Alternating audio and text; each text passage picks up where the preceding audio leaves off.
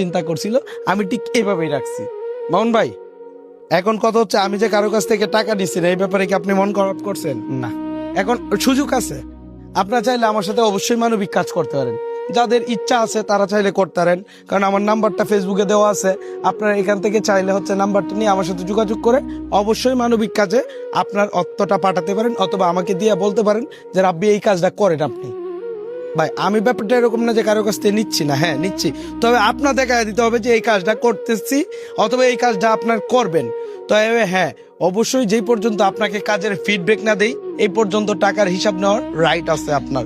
তবে হ্যাঁ, আমি কারো কাছ থেকে টাকা নিতে ইচ্ছুক না, বাট আপনারা যদি চান যে রাব্বি ভাই বিশ্বাস আছে, তাকে দিয়ে একটা মানবিক কাজ করাইতে চাই, অবশ্যই দিতে পারেন। সেক্ষেত্রে আমি কোনো প্রবলেম মনে করতেছি না। আর অবশ্যই অবশ্যই আপনি যে টাকাটা পাঠাবেন এই টাকাটার হিসাব নেওয়ার রাইট কিন্তু আপনারই আছে। যাক, প্রত্যেকটা কাজেরই ভালো মন্দ দুইটা দিকেই থাকে।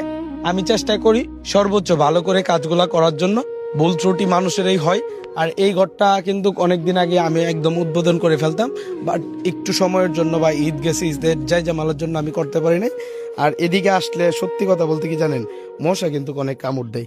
এই যে দেখেন কি একটা অবস্থা, এই যে দেখেন কি একটা অবস্থা ভাই, এত পরিমাণে মশা, যা বলার মতো না। যাক, সমস্যা নেই, যেখানে হচ্ছে কষ্ট আছে সেখানে ভালো কিছু তো অবশ্যই আছে। তো মামুন ভাই, আপনার কি মনে হয় যে ঘরটা যে দিছি, বা তারা কি ভবিষ্যতে কোনোদিন ঘর বানতে পারতো? না, তাদের যে 200-100 করে যদি প্রতিদিন আয় করে, এটা তো শুধু পরিবারে চলতে পারে না, তো ঘর বানবে কিভাবে? কারণ পেশাটা তো আপনারা জানেন, যেখানে জুতা সেলাই করে, তারপর জুতা কালার করে, বা মুচি যাদেরকে বলে, যাদের পেশা। যাই হোক, পেশা কোনোটাই ছোট না, জাস্ট আপনাদেরকে বোঝানোর জন্য বলছি।